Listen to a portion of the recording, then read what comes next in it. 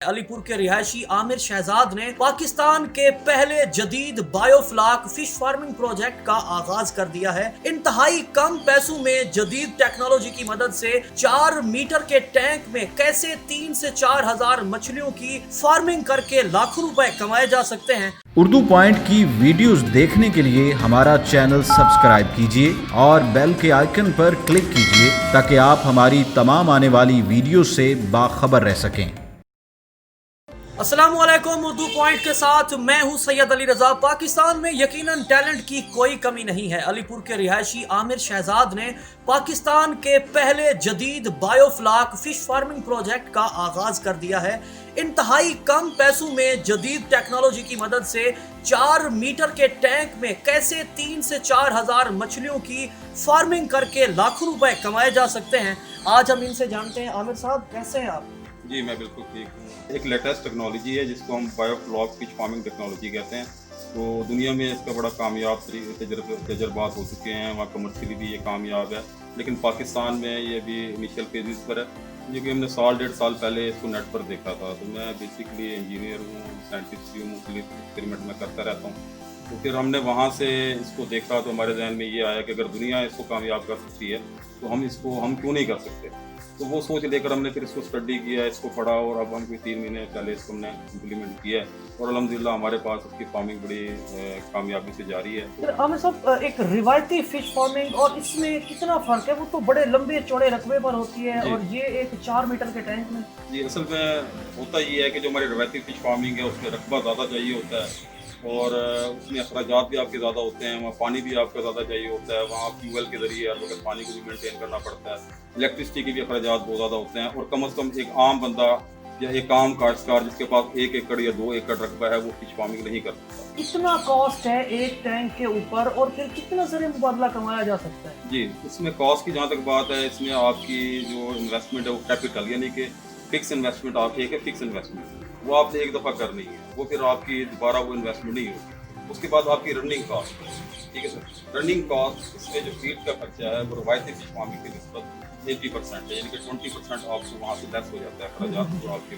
तो इस तनासब से अगर हम एक यानी कि एक रफ आइडिया लगाएं तो कम से कम आप जो रवायती फार्मिंग है उससे 50% कम अखराजात के साथ वही पैदावार आप इस सिस्टम के जरिए ले सकते हैं। ये जो एक हमें टैंक नजर आ रहा है, इस एक टैंक पे कितना खर्चा है? अगर कोई बनाना चाहे, अगर कोई इन्वेस्ट करना चाहे तो वो कितना कॉस्ट है? जी, एक टैंक के जो बनाने का एक्सपेंस है वो तकरीबन 60 से 70 हज़ार। एक मछली जो है, तो इसमें तो हजारों मछलियां, कोई मछली मर भी जाती है, फिर इनकी ग्रोथ कितने महीने में होती है? अगर कोई मछली मर जाए तो फिर वो कैसे आपको मालूम होता है? जी, ग्रोथ का ये होता है कि जो मछली है वो वैराइटीज़ पर डिपेंड करती है। जो हमने इसमें मछली बेसिकली डाली हुई है वो तिलापिया फिश है, उसकी ग्रोथ जो है वो 9 to 10 मंथ में वो जाकर वो तकरीबन 1 kg के करीब जाकर वो वेट बनाएगी।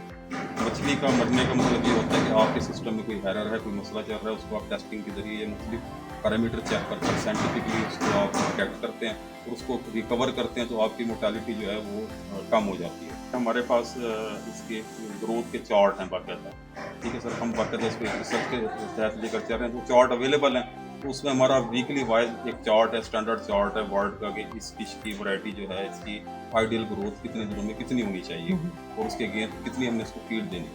तो वो जब हम उस चार्ट को देखते हैं उसके मुताबिक अल्हम्दुलिल्लाह अभी तक हम तो उसकी एक आइडियल ग्रोथ है फिश की, उसके हिसाब से बिल्कुल सही चल रहे हैं। 3 महीने के अगर हम रिजल्ट देखें उसके हवाले से तो भी कामयाबी से हम किनार जा रहा है।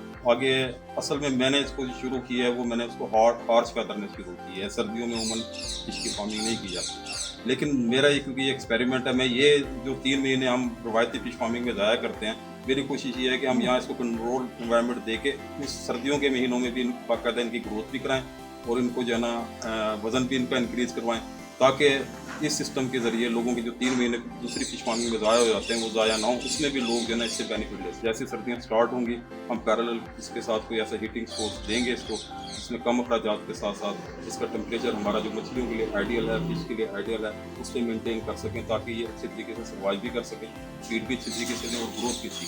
इसके अंदर जो है वो बाकायदा हमने एयर सर्कुलेशन के लिए बाकायदा हमने इसमें सिस्टम सारा लगाया हुआ है। तो उसका हम बाकायदा इसकी टेस्टिंग भी होती है कि क्या जो हमें इस वाटर के अंदर ऑक्सीजन का लेवल रिक्वायर्ड है वो है या नहीं है। उससे हमें पता लगता रहता है कि आपके जो ना ऑक्सीजन का लेवल क्या चल रहा है। हमारा एक्सपेरिमेंटल प्रोजेक्ट है और हम अगले नेक्स्ट 3 महीने के रिजल्ट यानी कि मार्च में जाकर इस रिजल्ट की बुनियाद पर फिर हम बड़ा प्रोजेक्ट भी लॉन्च करने वाले हैं, जिसमें हम 30 से 40 टैंक लेकर आएंगे और वो हमारे एक इनके कमर्शियल प्रोजेक्ट होगा। ये हमारी रिसर्च है, तो जो हमारी 6 महीने की रिसर्च है हम इसको वहाँ यूटिलाइज़ करेंगे। रिसर्च ऑलरेडी अवेलेबल है, ये मैं कहूँ कि दुनिया में इस पर काम नहीं हो रहा है, लेकिन बात ये है कि मैंने अपनी कंडीशन के मुताबिक इस प्रोजेक्ट को लेकर चलना है। मेरे यहाँ टेम्परेचर या 50 होता है या 10 होता है, तो उसको मैंने किस तरह बैलेंस करना है, उसमें ग्रोथ को किस तरह बैलेंस करना है और मैंने अपनी फीड को किस तरह ऑप्टिमाइज करना है। मेरी फीड का खर्चा रवायती फिश फार्मिंग से कम होगा तो मैं कहूँगा मेरा सक्सेसफुल है। अब मैं फिश मेरी सस्ती भी के फीड में उसको ज़्यादा खिला बैठूँ तो वो सक्सेस नहीं होगी।